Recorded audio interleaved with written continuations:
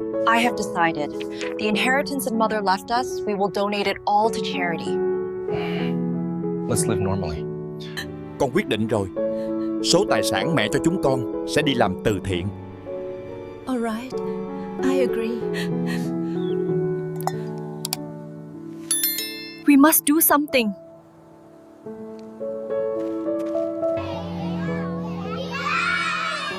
Thật tuyệt, không khí ấm áp hơn ở thành phố nhiều. The room was filled with a heavy silence.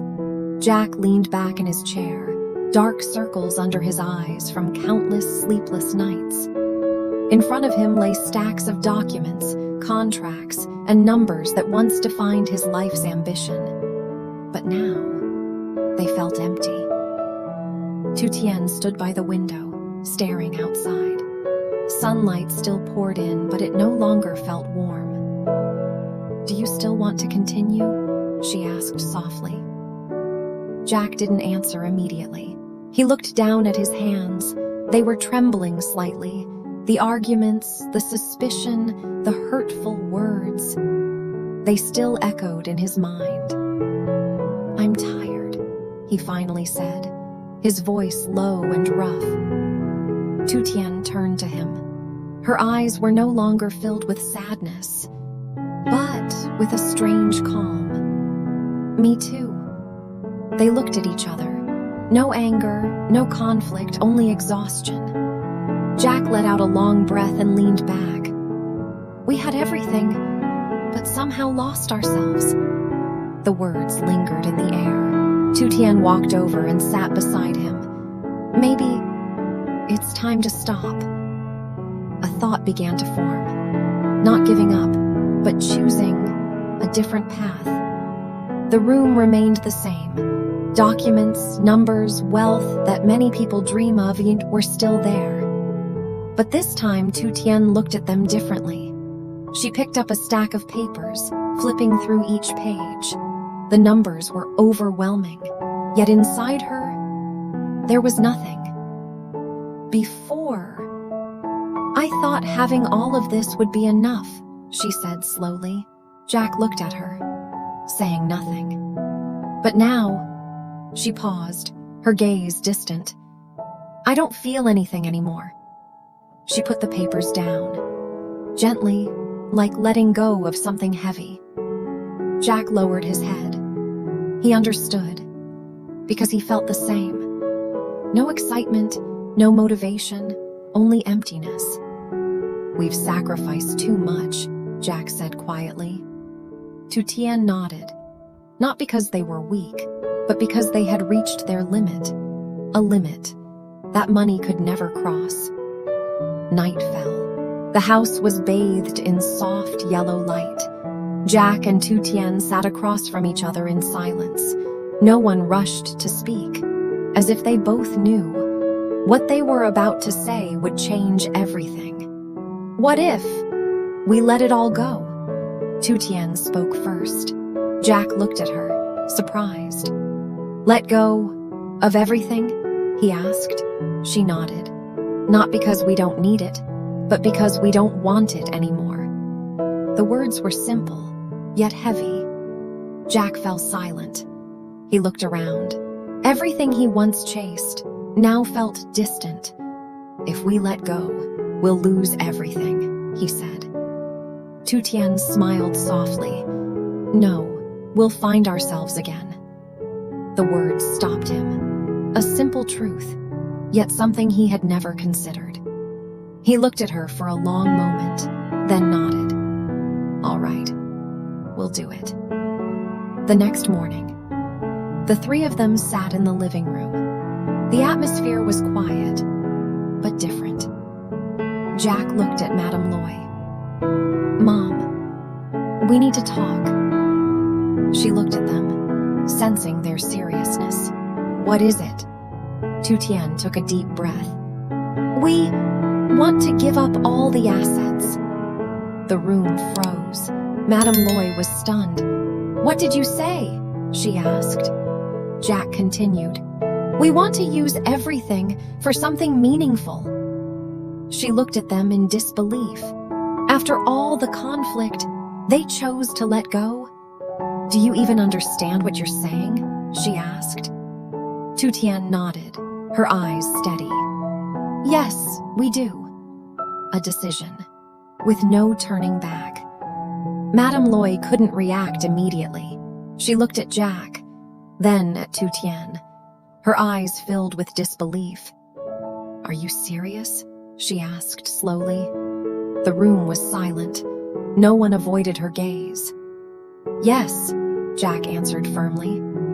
Madame Loy stepped back and sat down. All the things she had worried about, conflict, loss, betrayal, suddenly felt meaningless. After everything that happened, she said, you want to let it go? Tu Tien nodded. It's not letting go, she said softly. It's choosing again. The words froze Madame Loy. She looked deep into Tu Tien's eyes. There was no hesitation, no regret, only peace, something she had never truly felt. Tu Tien sat down in front of Madame Loy. Her voice was soft, but clear. I used to think money was enough. Madame Loy listened, without interrupting. But the more we had, the more we lost. Jack lowered his head. He understood every word. Family, trust, even ourselves, Tu Tien continued. The room grew quieter. We don't want to live like that anymore. She looked directly at Madame Loy. We want to do something meaningful. Silence followed, not because there was nothing to say, but because the truth was undeniable. Jack stepped forward and stood beside Tu Tien. He didn't speak immediately. He gently placed his hand on her shoulder, a small gesture, but full of certainty. Mom, he said, I agree with her. Madame Loy looked at her son. For the first time, she saw him as truly mature. This isn't a sudden decision, Jack continued. We've thought about it for a long time. His eyes were steady. No hesitation. We don't want to continue this fight. A simple sentence, but enough to end everything. Tu Tien glanced at him, her eyes filled with trust. This time, they weren't just standing together. They were moving toward a new path. The room fell silent. Madame Loy sat there, her hands trembling slightly. Her eyes rested on Jack, then on Tu Tien, the two people she once doubted, once hurt. And yet now, they were the ones willing to give up everything. A tear rolled down her cheek. Then another. Why, she whispered, her voice breaking, how can you do this? Tu Tien didn't answer immediately. She gently held her hand. Because we're tired of losing what truly matters. The words made Madame Loy lower her head. She realized it wasn't that they were stronger than her. They simply understood something she never did. Money cannot hold people together. Madame Loy took a deep breath. She wiped her tears, but her eyes had changed. No more doubt, no more hesitation, only acceptance. If that's what you truly want, she said slowly, then I will support you. Jack and Tu Tien looked at each other. No words were needed. Their eyes said everything.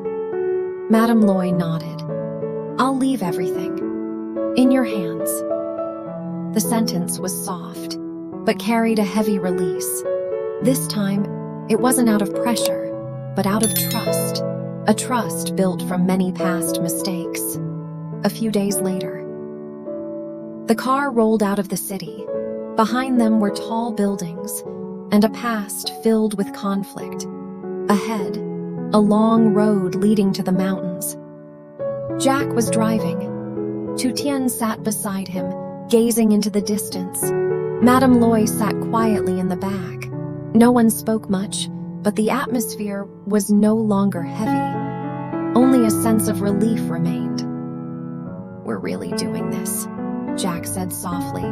Tu Tien smiled. Yes, and this time no regrets. The car kept moving. The road became rougher, but the light ahead became clearer. A new journey had begun. The car stopped in front of a small village in the highlands. No tall buildings, no smooth roads, only rough dirt paths, and simple houses. Jack stepped out, his expression slowing. Tu Tien stood beside him, looking around. Children ran barefoot, wearing worn-out clothes. An elderly man sat outside, coughing in the cold wind. No words were needed. Everything was clear. "They lack everything here," Jack said softly. Tu Tien nodded. Her eyes held no hesitation, only certainty. "We came to the right place." A feeling of both sorrow and determination. In the days that followed, work began. Empty land was cleared. The first bricks were laid. There were no modern machines, only human effort and determination. Jack rolled up his sleeves and joined in. Tu Tien didn't stand aside either. She carried materials, wiped sweat, and kept working. Madame Loy watched from a distance, her eyes filled with emotion. "You've truly changed," she whispered. The sound of tools, voices calling, blended into the quiet of the mountains. Something new was being built. The sun rose high. The mountain heat grew intense. Sweat ran down Jack's face. He paused for a moment, catching his breath. Tu Tien handed him a bottle of water. "Are you okay?" Jack nodded, smiling slightly.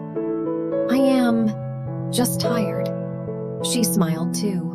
For the first time in a long while, this exhaustion didn't drain them. It made them feel alive. Around them, villagers worked together. Laughter and voices filled the air. No tension, no conflict, only unity. Jack looked at Tu Tien.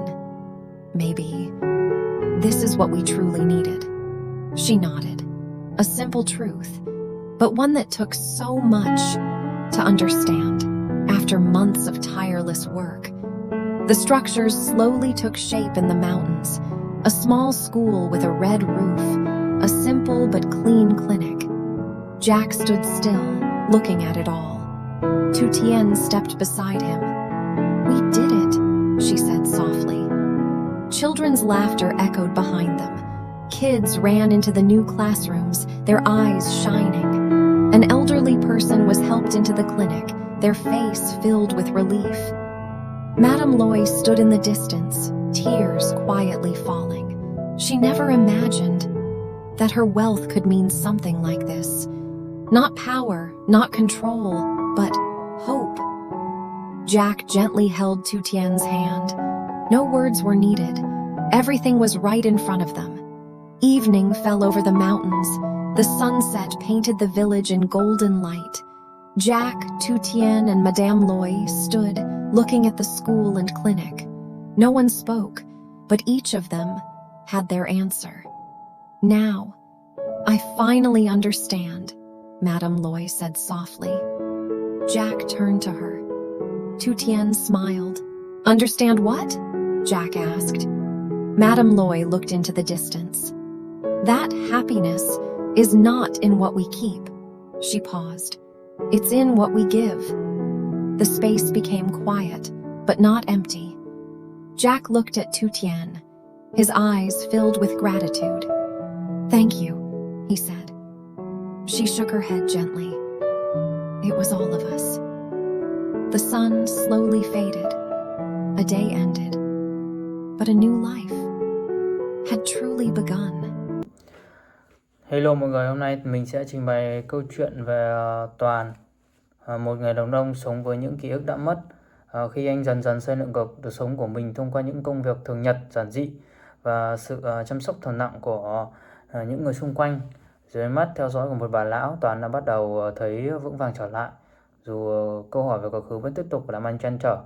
Trung tâm của sự bối rối ấy là Tử Diễm, một cô gái trẻ tốt bụng và tận tâm, người mà sự ấm áp gần gũi của cô khơi gợi những tia sáng le lói của những ký ức bị lãng quên. Mặc dù anh không thể nhớ mình đã yêu cô ấy như thế nào, nhưng sự hiện diện của cô mang lại cho sự an ủi, hy vọng và khát khao lớn lao, muốn tìm lại cho con người mình trước đây. Qua công việc chung, những cuộc trò chuyện nhẹ nhàng, những khoảnh khắc bình dị tràn đầy ấm áp, Toàn nhận ra rằng sự chữa lành không phải là lúc nào cũng đến từ việc nhớ lại mọi thứ cùng một lúc, mà đến từ việc sống và yêu thương, tin tưởng những người luôn ở bên cạnh anh khi anh thấy lạc lõng nhất.